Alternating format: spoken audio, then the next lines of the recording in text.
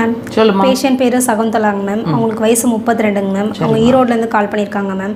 அவங்களுக்கு வந்து காலையில் தூங்கி எந்திரிச்சதுலேருந்து தும்மல் வந்துட்டே இருக்குங்களா மேம். ஒரு 15-20 தும்மல் வந்துடுதுன்னு சொல்கிறாங்க. கர்ச்சீஃப் ஃபுல்லாக நனைஞ்சிருதுன்னு சொல்லியிருக்காங்க மேம். அதுக்கு அவங்க மெடிசன் எடுத்துகிட்டு இருக்காங்க மேம். பஃபின் கையில் எல்லாம் பண்ணிகிட்டு இருக்காங்க மேம். அவங்களுக்கு அதில் எதுலேயுமே ட்ரீட்மெண்ட் சரியாகவே இல்லைங்களா மேம். நம்ம வீடியோஸ்லாம் பார்த்துருக்காங்க மேம்.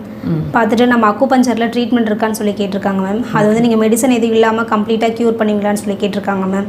அந்த கம்ப்ளைண்ட் வந்து அவங்களுக்கு 7 வருஷமாக இருக்குங்களாங்க மேம். இப்போ ரொம்ப சிவியராக இருக்குது அப்படின்னு சொல்லியிருக்காங்க மேம். அது எதனால் இருக்குது அப்படின்னு சொல்லி எக்ஸ்பிளைன் பண்ண சொல்லி கேட்டிருக்காங்க மேம். கண்டிப்பாக பண்ணலாமா. காலையில் எந்திரிச்ச உடனே கண்டினியூஸாக தும்மல்.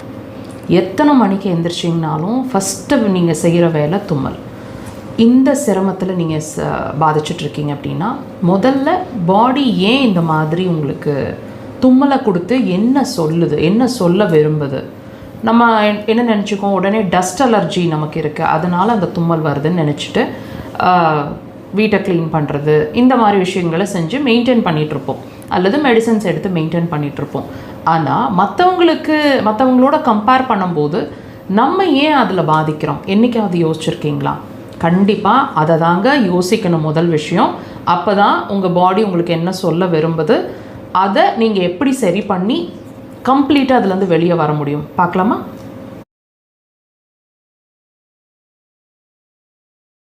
கண்டினியூஸாக காலையில் எந்திரிச்சா தும்மல் வந்துகிட்டே இருக்குது.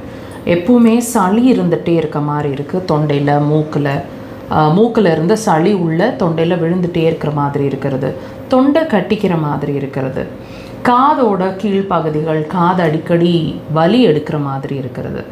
சிவியராக கோல்ட் ஆகிடுறது, டஸ்ட் இருக்கிற இடங்கள்லையோ அல்லது கிளைமேட் சேஞ்ச் ஆனாலோ இந்த மாதிரி உங்களை அஃபெக்ட் பண்ணிகிட்டு இருந்துச்சு அப்படின்னு சொன்னால் உங்கள் பாடி என்ன சொல்ல வருது ஆக்சுவலாக அப்படின்னா, டெஃபினட்டாக நான் சொல்கிற விஷயத்துக்கும் நீங்கள் சஃபர் ஆகிட்டுருக்கிற விஷயத்துக்கும் சம்மந்தமே இல்லாத மாதிரி இருக்கும். ஆனால் நான் சொல்கிற விஷயம் உங்களுக்கு 100% பொருந்தும்.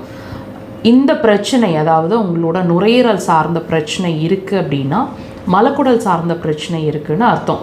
என்ன மலக்குடல் சார்ந்த பிரச்சனைனா என்னவா இருக்கணும்? மலக்குடல் அப்படின்னாலே large intestine, right? The word it self means motion related complaints. டெஃபினட்டாக கான்ஸ்டிபேஷன், அடிக்கடி மோஷன் போகிறது, டைம் இல்லாமல் போகிறது, மார்னிங்கே 2-3 தடவை போகிறது, பிரேக்ஃபாஸ்ட் சாப்பிட்ட பிறகு தான் போகுது, நிறைய கேஸ் ரிலீஸ் ஆகிட்டே இருக்கிற மாதிரி இருக்கிறது, நைட்டு 10 மணி 11 மணிக்குனாலும் மோஷன் வருது. இந்த மாதிரி ஏதாவது ஒரு சிரமம், 2-3 நாளைக்கு ஒரு தடவை மோஷன் போகிறது, ஏதாவது ஒன்று கண்டிப்பாக உங்களை பாதிச்சிட்ருக்கணும் இல்லையா? வாட்ச் பண்ணுங்கள். இதுதான் உங்களோட மூக்கில் சளி அல்லது உங்களோட டஸ்ட் அலர்ஜி அல்லது தும்மலுக்கான ரீசன். ரூட் காஸ் தெரிஞ்சுக்கிட்டோம்.